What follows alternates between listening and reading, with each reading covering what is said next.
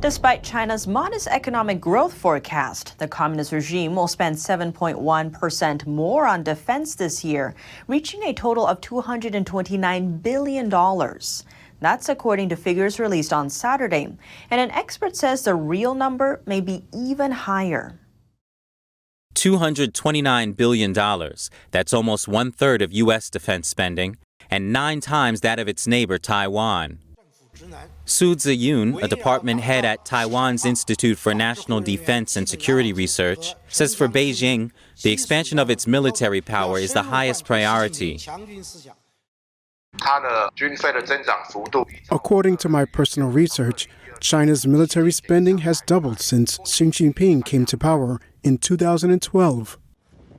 Li Zhengxiu, an expert at Taiwan's National Policy Foundation, says the Chinese regime's real defense budget is likely higher than the official numbers. The Chinese budget, especially the defense budget, has never been transparent. The money is scattered among different areas. For example, part of certain universities' budget for scientific research and development is actually used for military equipment. So many think that the actual amount may be much higher than what is announced. The regime has the world's largest standing military, with 3 million personnel, while the U.S. has 1.4 million active troops. But the Chinese regime still falls short in other areas. For example, it has 2 active aircraft carriers, compared with 11 in the U.S., and the U.S. also owns the world's most cutting-edge military equipment and technology. Kuo Yuzhen, a security expert at Taiwan's National Sun Yat-sen University, says Beijing is forced to spend more on research and development in light of the China-U.S. technology war. Beijing's defense spending this year is under closer scrutiny from the international community. That's as Russia's invasion of Ukraine sparked speculation that China might be more likely to attempt a takeover of Taiwan if it sensed a lack of resolution from the U.S. and its allies. Secretary of State Antony Blinken is visiting Eastern European countries in response to the war between Russia and Ukraine. On Saturday, he also talked to China's top diplomat. Blinken is expecting China to condemn Russia, as Beijing often speaks about the sanctity of sovereignty. In an interview with CNN on Sunday, Blinken said he spent 1 hour talking to the Chinese foreign minister. You know, China speaks often about the sanctity of this principle of sovereignty. We would expect China, based on everything it's said in the past, to stand up and make its voice heard. Its voice is very important in this. And 141 countries in the UN system came forward to condemn Russia's aggression against Ukraine and to stand up for Ukraine. The United Nations passed a resolution last Wednesday condemning Russia's invasion. 141 countries, including the U.S., voted in favor. 35 nations, including China, Cuba, and Iran, abstained. 5 countries, including Russia, voted against. House Republican leader Kevin McCarthy is calling on Congress to speed up weapons sales to Taiwan. He tweeted saying, so that Taiwan can safeguard their future against China. Is a new order of the world just being built? Could Russia's military attack on Ukraine be the start of a dramatic change to the balance between the world's 3 leading powers? And could that disturbance threaten the U.S.'s dominance in the world order? This kind of powerful change has been quietly creeping into play for some time, but until a week ago, it was happening gradually. For instance, Russia can now turn off the lights in Europe at will, as it's become a critical gas supplier to Europe.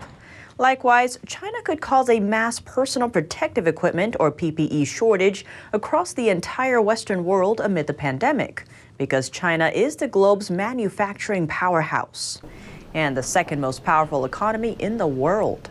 China also has a rapidly expanding military and is stepping up threats on Taiwan and its neighbors in the South China Sea.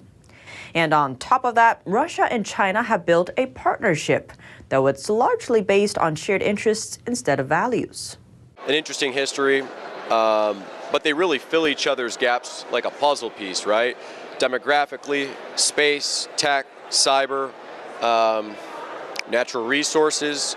The challenges facing the United States and the rest of the democratic world right now are much different than those during the Cold War. The current economic links between many of these nations didn't exist decades ago. And China, as Russia's partner, had been at the brink of economic collapse after numerous political campaigns launched by the Communist Party.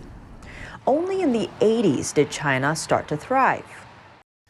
And now Chinese tech firms doing business with Russian entities are facing a dilemma: whether to comply with American sanctions or Beijing's opposition of the sanctions. NTD's Don Ma takes a closer look. Will Chinese tech firms comply with U.S. sanctions, which ban technology made using American machinery, software, or blueprints from being exported to Russia? Or will they comply with Beijing's official position of opposing sanctions? One thing they have to weigh is what Chinese laws say. There is actually a law on the books in China right now saying that if you go along with U.S. sanctions against China, you will be sanctioned. But it seems regardless which side Chinese firms take, there will be consequences. They're going to see their business decline. And that's going to happen if they obey the rules of China. If they disobey the rules of China, they're going to have their heads lopped off. Some firms that faced this dilemma include Chinese ride-hailing giant Didi. Didi initially announced that it would pull out of Russia, but just a few days later, Didi made another announcement that it will continue operations in Russia. Speculation is that it was due to pressure from Beijing. But following Beijing's position means going against U.S. sanctions and possibly facing repercussions. I think it's easy pickings for the United States to go after Chinese companies. I see a lot of their future outside China profits as effectively being cut off. Harris says that Chinese companies are facing a lose-lose situation, regardless of what they do. Though Putin and Xi Jinping's announcement of a new strategic partnership on the opening day of the Beijing Winter Olympics did mark a breakthrough, China's support for Russia did not start last month.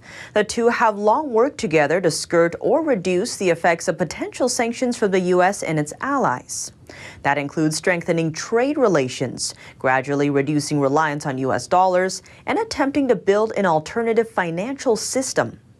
According to the Financial Times report, Russia and China recently secured several energy deals that are mostly settled using Chinese yuan instead of dollars. The two started using their own currencies for bilateral trade in 2010 and opened their first currency swap line in 2014.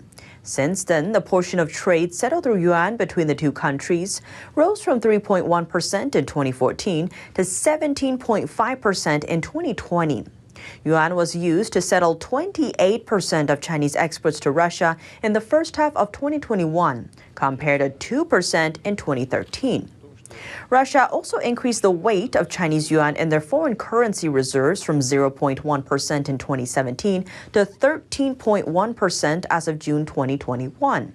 In contrast, the U.S. dollar's weight dropped from just over 46% to 16% in the same period.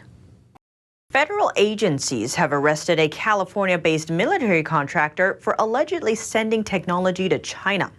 The Justice Department said he broke federal export laws by sending out sensitive U.S. tech to multiple foreign countries. Federal agencies arrested 77-year-old Joe Seri, former owner and CEO of Tungsten Heavy Powder and Parts. They allege he knowingly and willfully exported military intelligence. The intelligence includes data and drawings to China and India without U.S. approval. The San Diego-based company supplies fragments and weapon-grade components made of tungsten, a rare metal, to the military. He conspired with his 70-year-old brother, Dror Seri, a dual citizen of Israel and South Africa. He remains a fugitive and is believed to be living in Israel. A U.S. attorney stated, the indictment alleges that these brothers disregarded important regulations designed to keep sensitive information from falling into the hands of those who would harm America. The brothers allegedly created a non-company email to secretly access the sensitive documents from Tungsten's part system. They exported the sensitive technical drawings by email when Dror was in India and China. Prosecutors said Tungsten Parts had contracts with multiple aerospace and defense companies from 2016 to 2019 to work on projects involving the construction of an advanced rapid response weapon. It's illegal to transfer data, goods, and services that are designed as defense items out of the United States without a license. If convicted, violators face a maximum penalty of up to 20 years in prison and a $1 million fine. Tungsten Parts has agreed to assist with the investigation.